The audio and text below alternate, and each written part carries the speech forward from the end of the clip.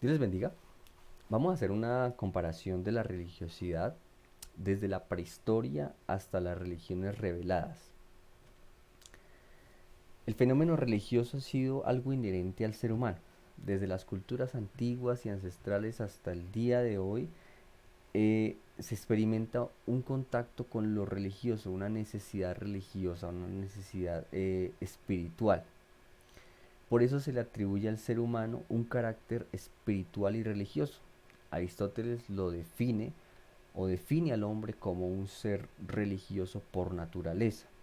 Y eso, por supuesto, evidencia una necesidad intrínseca del ser humano que le lleve a una búsqueda, a la búsqueda de una trascendencia.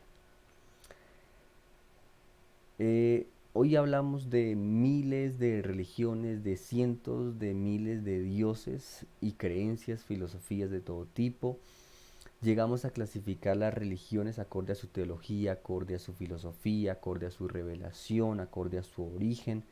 Nos hemos hecho la idea de las religiones como algo inherente a la vida, como algo inherente a la sociedad, como algo que siempre ha estado.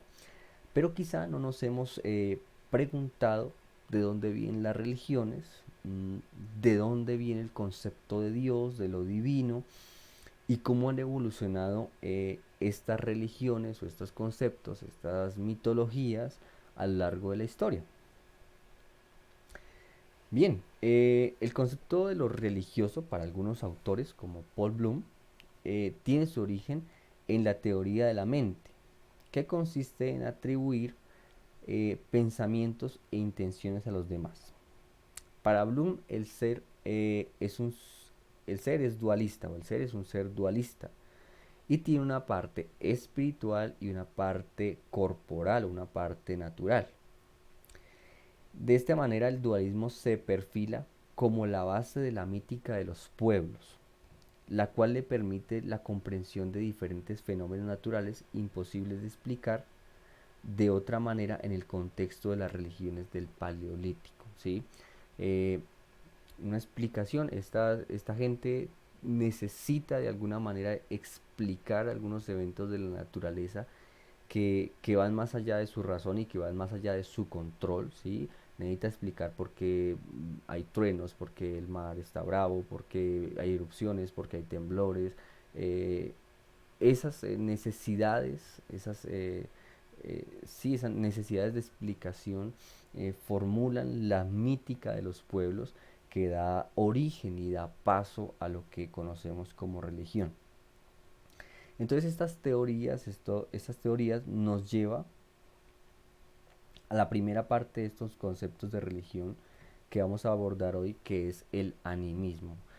El animismo lo conocemos o lo vemos como la parte más incipiente de la religión, como la forma más incipiente de religión y también como el tronco común de todas las religiones, ¿sí? De alguna manera todas las religiones o las religiones se desarrollaron a partir del animismo.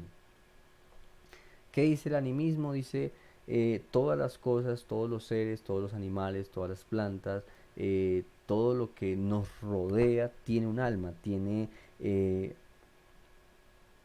tiene un principio vital, o sea, tiene una parte que es material, que es física, que vemos, pero tiene una parte que no vemos, tiene una parte que es espiritual, ¿verdad? Una parte que va más allá de la existencia corpórea. Y dando a entender que todas las cosas, que todos los seres, plantas, animales, objetos, tienen vida, tienen conciencia o tienen un alma. Eh, para David Davis, en su árbol genealógico de las religiones, el animismo está desde más o menos el 100.000 antes de Cristo hasta más o menos el 5.000 o el 4.000 antes de Cristo. Él eh, creó un árbol genealógico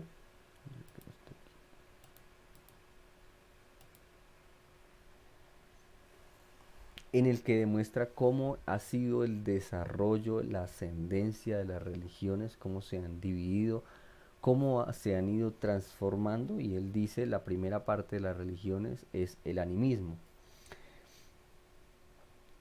Eh, Luego del animismo, digamos más o menos hasta el 5000 se habla del animismo, viene otra parte de la religión o como un avance en la religión que conocemos como las religiones chamánicas o el chamanismo.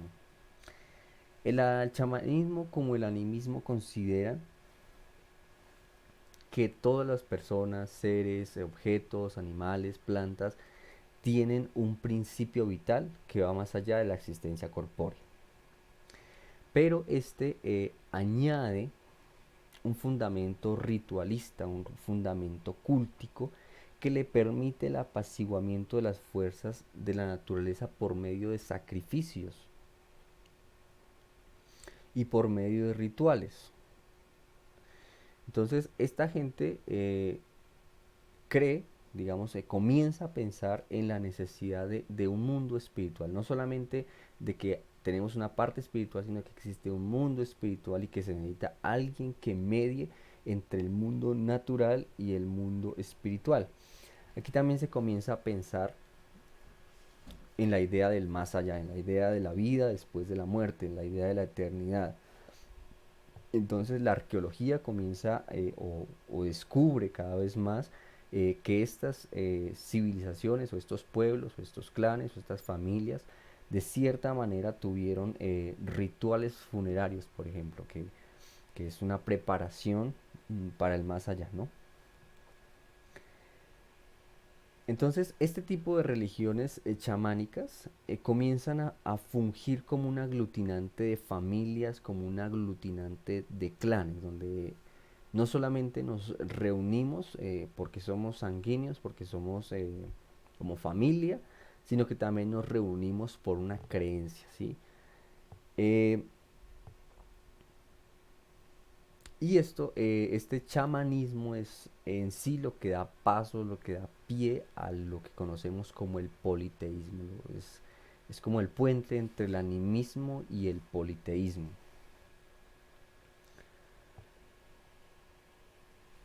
Entonces, dentro de estas, digamos, dos tipos de religiones, el chamanismo y el animismo, se comienza a destacar la presencia de las deidades femeninas de tipo maternal, como una de las formas más incipientes de las deidades.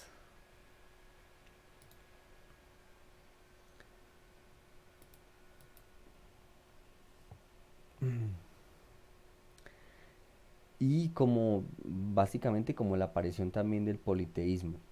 Entonces, el politeísmo aparece como herencia de la mítica del animismo y del chamanismo. Aparecen ya digamos, cuando ya se habla del politeísmo, aparecen las deidades como representaciones de características humanas y de características de fuerzas de la naturaleza, ¿sí? Entonces, ¿qué está detrás del río? ¿Qué está detrás del agua? ¿Qué está detrás del viento? ¿Qué está detrás de la fertilidad? ¿Qué está detrás de determinados fenómenos naturales? Ya no solamente un espíritu, ya no solamente un alma, sino que detrás de la naturaleza y detrás de todos los fenómenos que nos rodean hay un Dios, ¿verdad? Estas deidades por lo general están representadas de forma antropomórfica o también están representadas de forma antroposomórfica. El politeísmo fue, digamos, como el gran organizador social, jerárquico y patriarcal. Digamos que durante el politeísmo se fueron formando, se fueron creando, se fueron aglutinando las culturas y las sociedades como tal, ¿no? Entre estas religiones politeístas encontramos las primeras, que son las religiones mesopotámicas.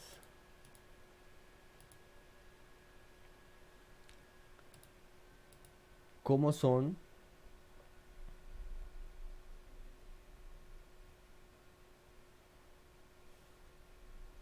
las religiones babilonias, las religiones sumerias, las religiones acadias?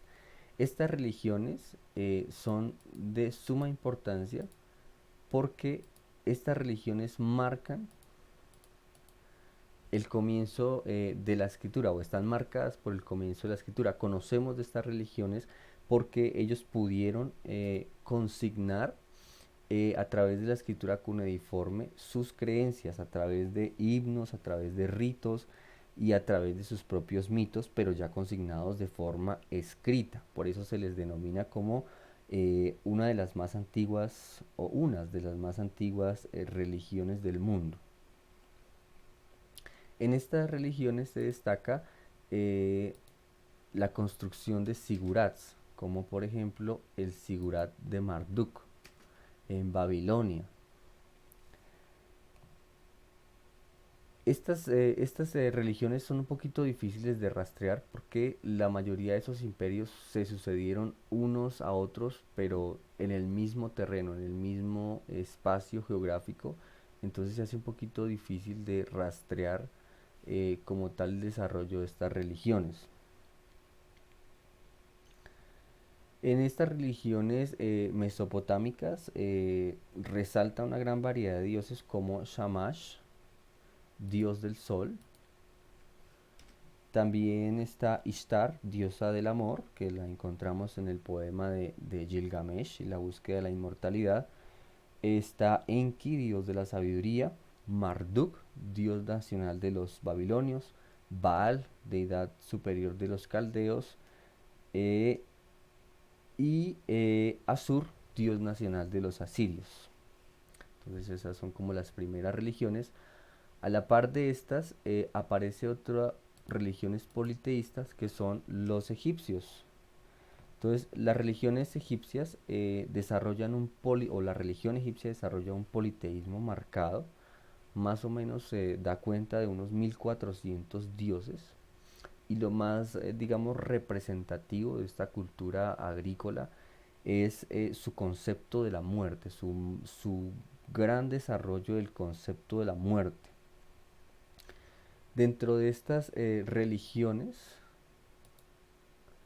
dentro de esta religión egipcia se destacan dioses como Ra, el dios del sol; Amón, dios creador; Osiris, el dios de la resurrección; Isis, diosa de la vida; Horus, dios del cielo; Anubis, dios de las momificaciones; Set, dios de las tinieblas y del desierto; y Ator, diosa del amor.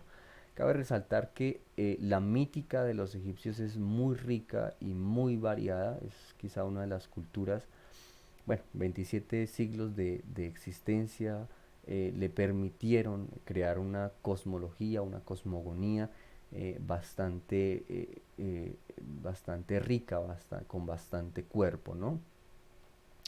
Dentro del politeísmo también encontramos las religiones griegas.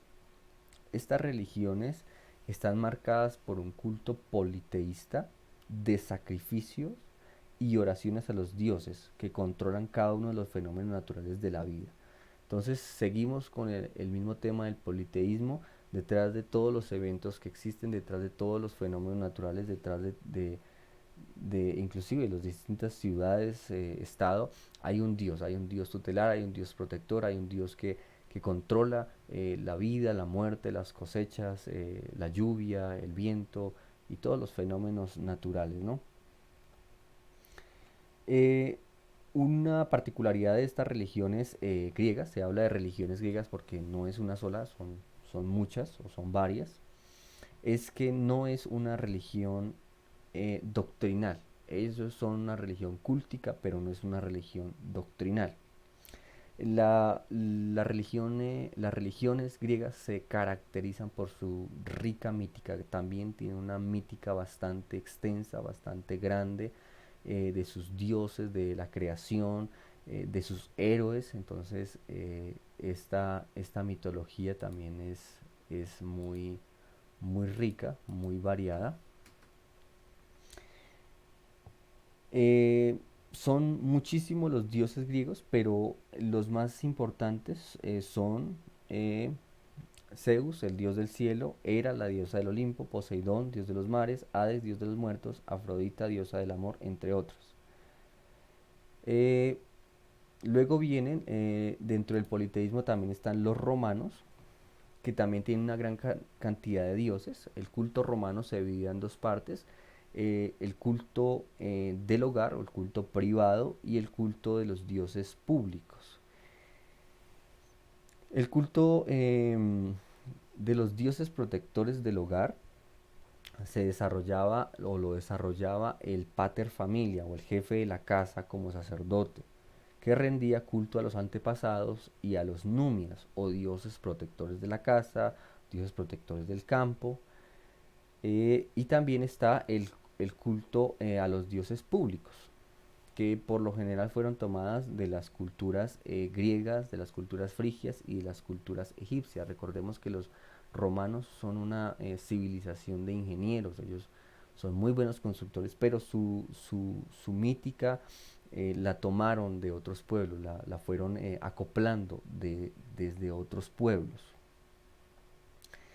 Entre sus dioses más representativos está Júpiter, dios principal romano, que puede compararse al Zeus griego; Plutón, dios del inframundo, que su semejante griego sería Hades; Juno, reina de los dioses, que su semejante griego sería Hera; Marte, dios de la guerra, su semejante griego sería Ares; y Minerva, diosa de la sabiduría, que su semejante griego sería Atenea. También dentro del politeísmo están las religiones amerindias. No vamos a entrar no vamos a entrar en detalle con ellos, pero sí vale la pena mencionarlas: los aztecas, los mayas, los incas. Y también está las religiones orientales como el sintoísmo, el hinduismo y la santería, entre otras. Una evolución, digamos, ya del politeísmo viene a ser el enoteísmo, que se desarrolla como un tipo de religión que tiene su culto a un dios dominante. Permite de cierta manera la existencia de varios dioses o de muchos dioses, pero eh, adora o permite la adoración solamente a un dios dominante. Este enoteísmo marca la puerta de entrada como el paso, marca el paso del politeísmo al monoteísmo. Entre las culturas que fueron o que son conocidas como enoteístas está el culto a Atón. Recordemos que el faraón Akenatón impuso el culto a Atón como dios tutelar, como el dios al que debería rendirse el culto. También está el zoroastrismo, la religión de Ahura Mazda como dios supremo, pero que también permite el culto a Mitra, la religión de Mitra, que fue muy importante también para el desarrollo del cristianismo, y el culto a Anaíta como dioses secundarios. También está dentro de este enoteísmo el hinduismo, que más que enoteísta se podría decir que es panteísta. Y ellos dicen: las deidades son manifestaciones pluralistas del Dios único o del Dios supremo o del todo, ¿sí? Tenemos muchos dioses, pero ellos son parte del mismo Dios o del Dios supremo. Dentro de este enoteísmo están las religiones helenísticas tardías de Grecia y Roma. Al principio fueron politeístas, luego politeístas limitados y luego enoteístas. Y ellos toman la creencia en un rey y padre de todas las cosas. En eso también podríamos incluir a los celtas con Odín, a los griegos con Zeus y a los romanos con Júpiter. Otros que son calificados como enoteístas son los judíos del preexilio, que tenían un culto a Yahvé como dios principal, pero que también se permitían la adoración a otros dioses en los lugares altos. Y finalmente, para terminar con el contenido de este video, está las religiones reveladas o las religiones del monoteísmo. El monoteísmo se define como la creencia en un solo Dios, el cual es causa y fin último de todo, con cualidades morales y poder ilimitado. El monoteísmo tiene muchos o varios exponentes, pero digamos que los más representativos son las religiones abrahámicas o las religiones del libro o las religiones reveladas. Estas religiones son el judaísmo, que sería como la primera de las tres, el judaísmo centra toda su atención, eh, en la adoración a Yahvé y en la observancia de la Torah. Luego viene el cristianismo como una segunda religión que tiene como centro a Jesucristo como Hijo de Dios y como Salvador del mundo. Y tercero tenemos a los musulmanes con la observancia del Corán y con la adoración al Dios único Alá. Entonces espero que les haya gustado este video en el cual hicimos esta pequeña síntesis de las religiones desde la prehistoria hasta las religiones reveladas. Bueno, muchas gracias. Dios bendiga. Déjenme sus comentarios.